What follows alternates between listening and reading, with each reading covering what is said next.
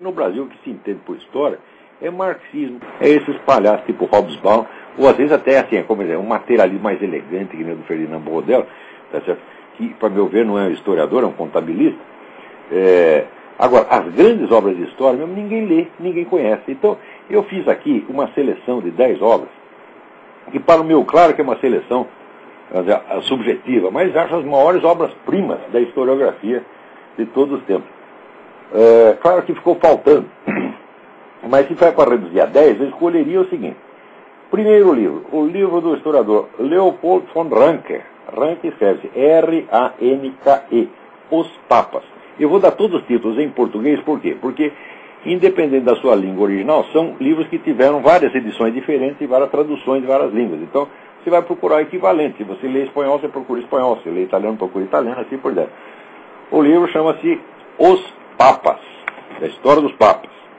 O segundo livro que eu escolheria é o do Hippolyte Taine. Taine escreve-se T-A-I-N-E, que se chama Origens da França Contemporânea, que é uma história da Revolução Francesa e das suas origens e das suas consequências, como se formou, então, a França moderna.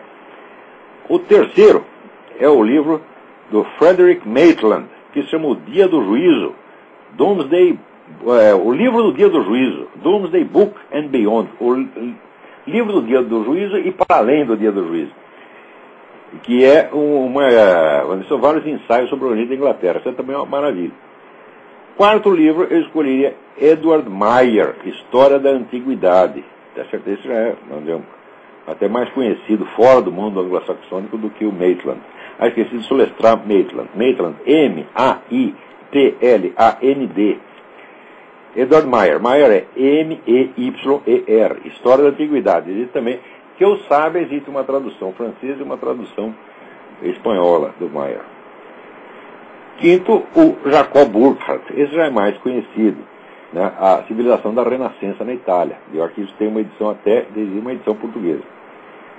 Sexto, eu escolheria o Theodor Mommsen. Deixa eu soletrar Burckhardt. Peraí. Burckhardt. B-U-R-C-K-H-A-R-D-T. Jacob Burckhardt. Sexto, eu escolheria Theodor Mommsen, História de Roma. Mommsen escreve M-O-M-M-S-E-N, História de Roma. Uma obra enorme, 8 volumes. 7, eu escolheria George Grote, historiador inglês, Grote, G-R-O-T-E, História da Grécia. Em oitavo lugar, eu colocaria o livro do Ernest Kantorowicz, que se chama Os Dois Corpos do Rei, tá certo? Que é um estudo maravilhoso sobre como surge a ideia meio mística do Estado moderno. Como é que toda a concepção do Estado moderno surge de uma ideia perfeitamente idiota que se desenvolveu, foi se desenvolvendo na Idade Média, de que a pessoa do rei tinha dois corpos. Ele tinha um corpo biológico, um corpo anatômico, e tinha um corpo político, o qual era imortal. Então a mesma pessoa do rei tinha dois corpos. Dessa ideia surge o Estado moderno.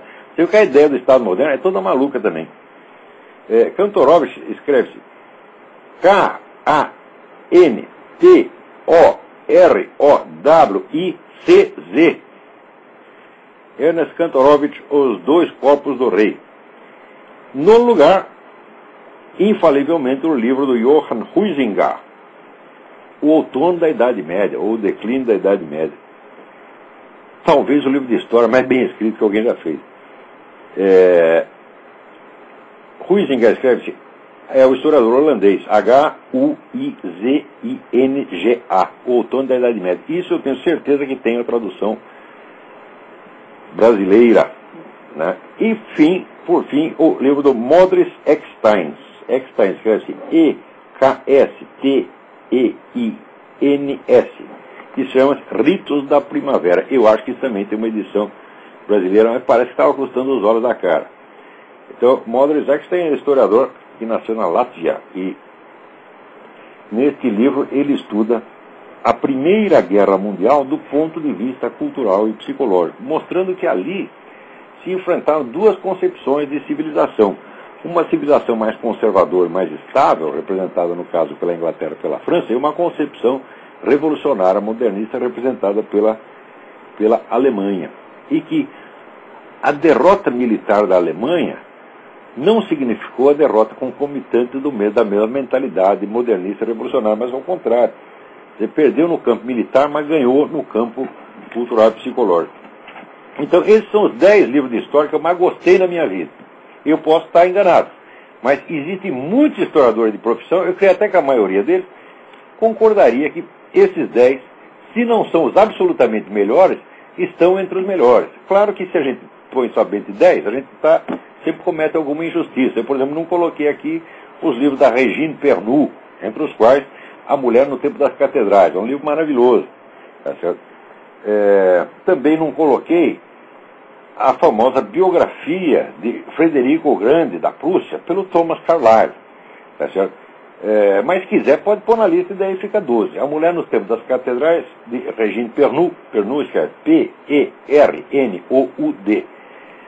E a história de Frederico o Grande, por Thomas Carlyle. Carlyle é C-A-R-L-Y-L-E.